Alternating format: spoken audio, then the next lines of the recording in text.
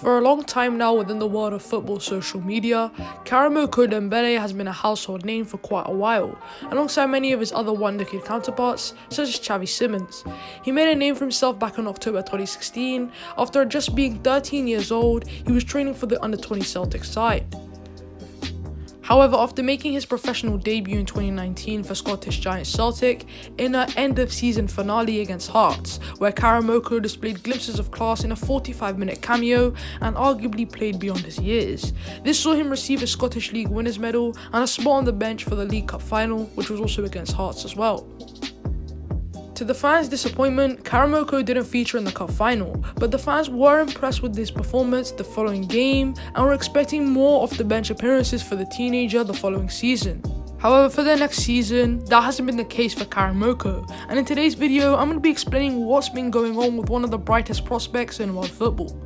But before we begin, only 85.7% of you who watch the videos aren't subscribed, so if you do enjoy the content around here, make sure to hit that big red subscribe button. But enough of that, so let's dive into today's topic of today's video. So for the season that just went by, Karamoko went under the radar and has been playing for Celtic's reserve team. However, throughout the last season, he made one appearance in the league and another in the Europa League, where Karamoko became Celtic's youngest ever player to ever play in Europe. However, other than those two appearances, Karamoko has been a regular player for the Celtic reserve team, in which he's undoubtedly the best player on the team.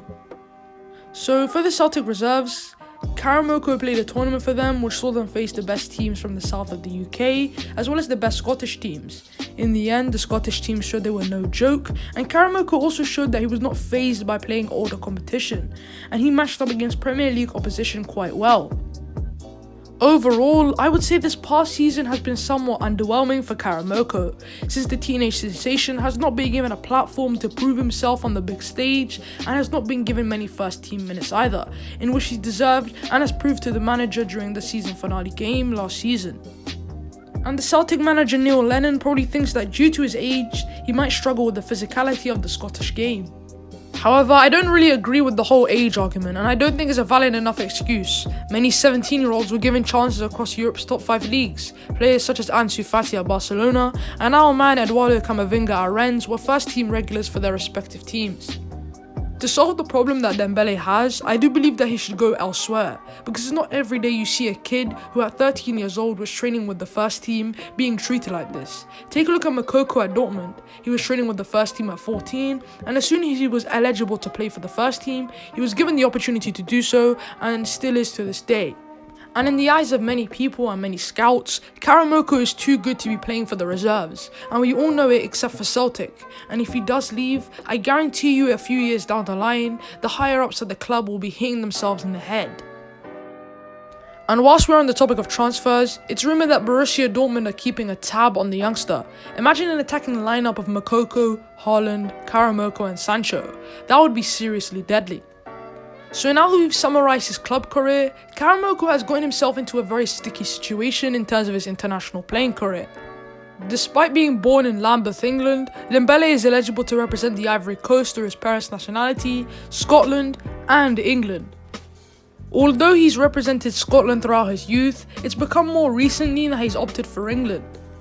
I really do think this is a bad move for him. Scotland haven't had a star player like Wales did Gareth Bale, and for Scotland he would become a legend and help them make it into a major tournament consistently. He would also make it onto the team sheet every game. Another reason why this is a bad move for him is that England already have enough attacking prowess, and they also have a promising future ahead of them.